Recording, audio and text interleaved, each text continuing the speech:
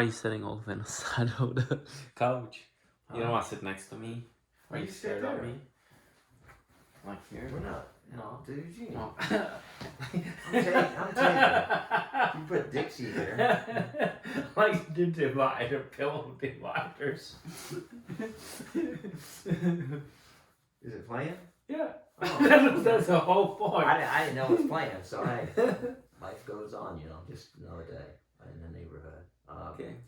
All right, this morning after our big 200-mile adventure bike ride, like I said before, I've been wanting to do 200 miles for some time now. I'm not going to get into the details of it, but with racing and everything being put on hold in a lot of places, and I had signed up for Ironman Texas, got canceled, then it got canceled again. I said, forget it.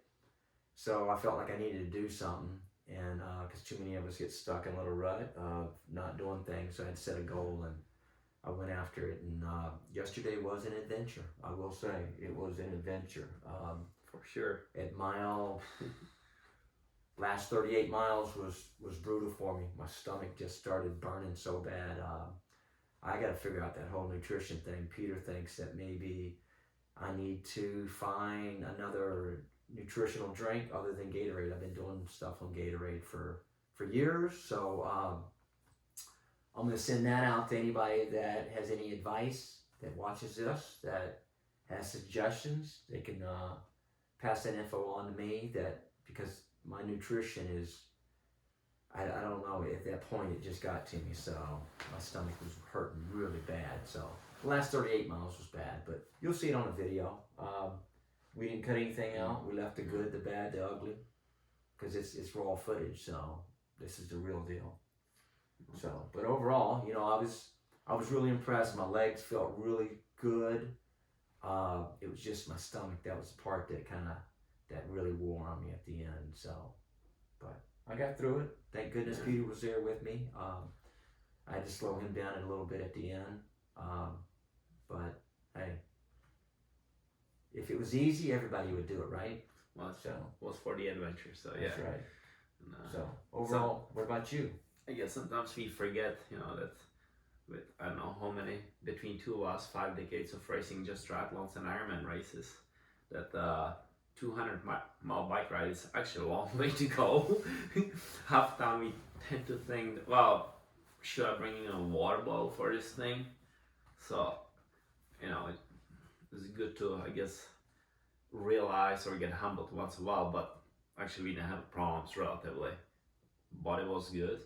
Yeah. And I didn't decide or realize I'm gonna do this at the last weekend, but it gave me something to look forward to for a whole week. And I was like, okay, there's a, I guess, point of this madness of last, whatever, year and a half, and was something new, challenging, because I hadn't trained or haven't done, this was my longest ride too by a few miles, but haven't done anything this long in I don't know how many years since I'd done the longest ride last time, because I don't think I never raced Ironman even this slow, so it's being on a bike for 11 hours, it's a long time to be on a bike, and it was kind of nice not knowing where I'm riding, because I didn't plan the route, so I think that kind of was nice for once, not dreading the roads ahead and not realizing if a 200-mile bike ride hurts.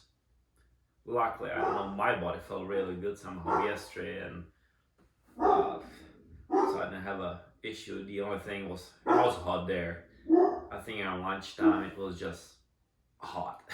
And then for next, I would say 4 to 5, maybe up to 6 hours, it was mid-90s, sometimes got upper 90s, because there was just a little bit of wind and the air was stale.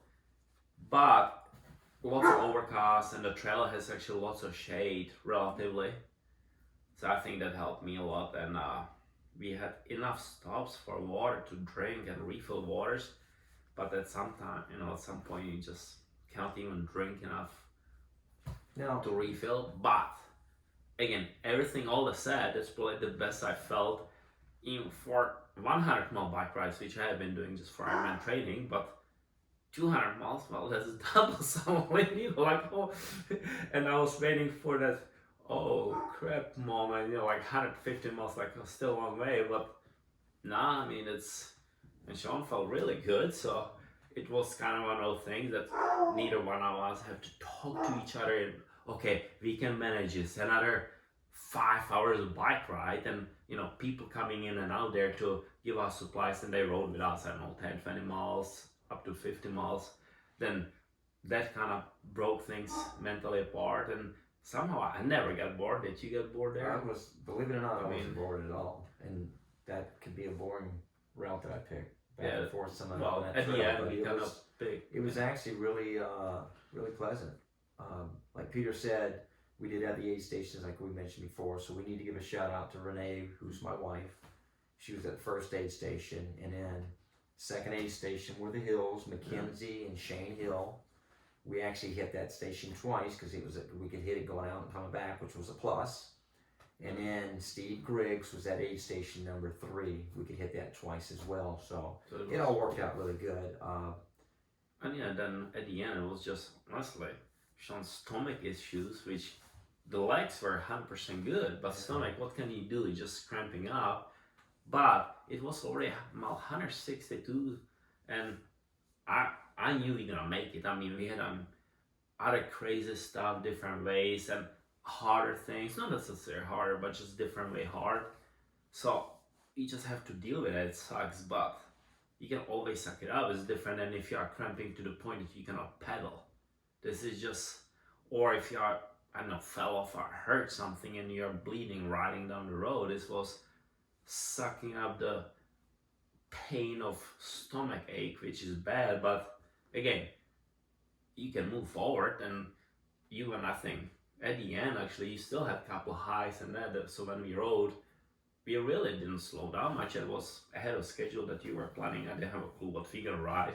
First time I heard the average, what we should average here, and it's just, I guess, living in a little bit different place, but it's like, man, this is not actually like just easy spinning. We're gonna have to ride a little bit faster, like, and then like, okay, but I think we got it done.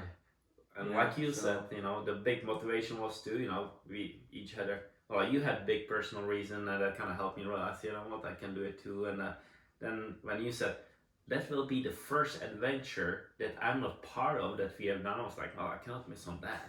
I mean, you cannot throw the carrot there and expect me not to show up. That leaves the question, what's the next adventure? Well, they will have to stay tuned because we don't know yet. All we know is something will be coming. There's always something, but adventures are always sporadic because that's an adventure. And that's one of those things. It can be pre-planned. That's pure plan, and I don't think it was crazy just because what's crazy. Maybe doing things that everybody else does is crazy, and what we do is just different. And some people may ask, why are you guys even doing this? And my thing is, we're documenting this on YouTube is because back when we were racing, I mean, I could pull up some raw footage from when we used to go on the road. We watched a lot of YouTube. And we see what gets put out there, so we're like, we can do the same thing. We're just using a simple iPhone. We're not going to go out and buy all this stuff, but we're trying to, we got friends and family out there we haven't seen because of the whole COVID, things being closed down, finally things open up, but we still haven't seen them. They've always questioned, what are you guys doing? Mm-hmm. And this is a way for us to reach out to them. So, Peter's mom lives way, way away. She can see this. She's not there with him, but she can see the videos and be able to there. So if you guys like this content, you like what you see, comment, subscribe, and like. And don't forget to ring that bell. It helps a lot because we don't know. And I also think, if you watch certain videos that people do things that you think you can maybe, or you don't think you can do, maybe it motivates anybody else to do their own adventure that say, what the heck, why not? Yeah. I mean, what's the worst can happen? You just sometimes, maybe you cannot finish it, but, it beats doing nothing, honestly, and then gives purpose to life a little bit. So, I think. So. All right. Yeah, sounds good. All right. Hey, awesome job. You too. Out.